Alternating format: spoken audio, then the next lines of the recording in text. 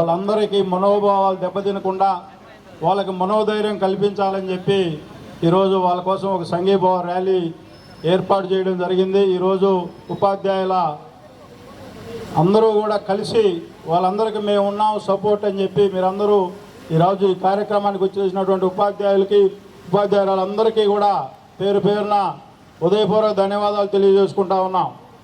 2019లో మీ అందరికి కూడా తెలుసు, నేనున్నాను, నేను చూశాను, ఈ రాష్ట్రాన్ని ఉరగబెడతానని చెప్పి అధికారంలోకి వచ్చిన తర్వాత ఆ రోజు అనేక అబద్ధాలు చెప్పారు. ఉపాధ్యాయులకి మెగా డిఎస్సి అని చెప్పాడు, సిపిఎస్ రద్దు అంటే అదెంత వారం రోజుల్లో చేస్తానని చెప్పి అనేక అబద్ధాలు చెప్పి 2019-24లో మీ అందరూ కూడా చూశారు. ఉపాధ్యాయులకి గత గొడ్డల పార్టీలు ఎటువంటి గౌరవం మిగిలిందో మీ అందరూ కూడా చూశారు.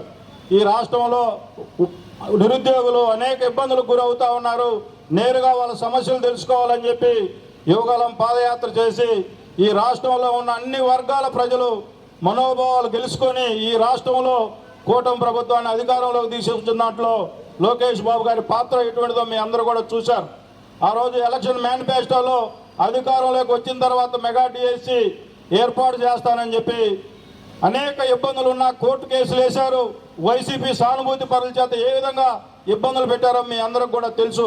అవన్నింటినీ కూడా ఎదుర్కొని 16,300 మందికి ఈ రాష్ట్రంలో ఒక మెగా డిఎస్సిని ఏర్పాటు చేసిన గౌరవ యువ నాయకుడు, మా భవిష్యత్తు నాయకుడు లోకేష్ బాబు గారికి ఈ నియోజకవర్గంలో డిఎస్సి క్వాలిఫై అయిన వాళ్ళందరి తరఫున, ఉపాధ్యాయుల తరఫున ఉదయపూర్వక అభినందనలు తెలియజేసుకుంటాం.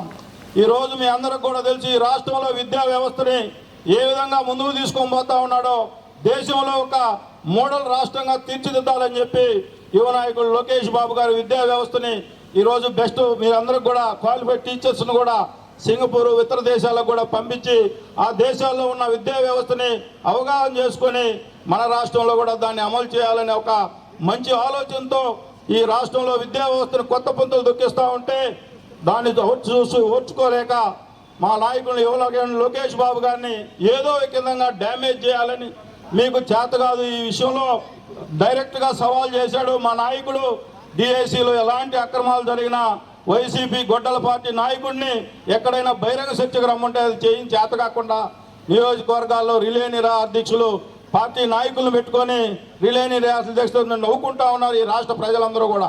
మీరు వాళ్ళ ఆత్మగౌరవాన్ని దెబ్బతినే విధంగా కొన్ని లక్షల మంది ఎగ్జామ్స్ రాస్తారు, దాంట్లో క్వాలిఫై అయ్యేది 16,500. వాళ్ళు మనకు తక్కువ పర్సెంటేజీ క్వాలిఫై కాని వాళ్ళు మనకు సపోర్ట్ చేస్తారని ఒక చెడు ఆలోచనతో ఆ గొడ్డల పార్టీ ఆలోచనలు మన అందరూ ఈ రాష్ట్ర ప్రజలందరూ కూడా ఒకసారి గమనించాల్సిన అవసరం ఎంతైనా ఉంది. ఎప్పుడు కూడా ఒక ఎగ్జామ్కి, కాంపిటేటివ్ ఎగ్జామ్కి ఒక మనిషికి ఒక అవసరం ఉంటే కనీసం 100 మంది 200 మంది ఎగ్జామ్ రాస్తారు. వాళ్ళందరికీ కూడా ఎవరు న్యాయం చేయలేని పరిస్థితి.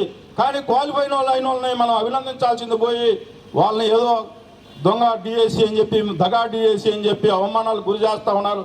తప్పకుండా ఉపాధ్యాయుల జోలికి వస్తే 2024లో నీకు ఏ విధంగా బుద్ధి చెప్పారో ఈ రాష్ట్రంలో ఉపాధ్యాయులు ఈరోజు మేమందరం కూడా శాసనసభ్యులు అయ్యామంటే ఉపాధ్యాయుల పాత్ర మర్చిపోలేదు. వాళ్ళు అనేక ఇబ్బందులకు గురి చేశావు.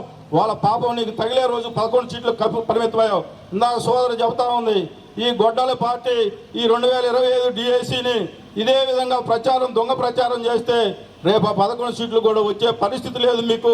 మీరు ఎప్పుడు చేసినా అబద్ధాలు ప్రచారం చేయాలి.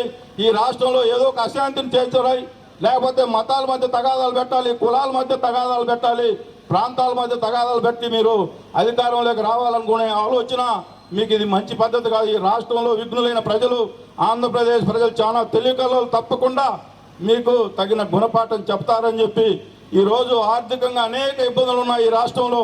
సిపిఎస్ మీకు ఏ విధంగా ఈ రాష్ట్ర ప్రభుత్వం చెప్పినట్లుగా చేసే ప్రభుత్వం ఈ కూటమి ప్రభుత్వం.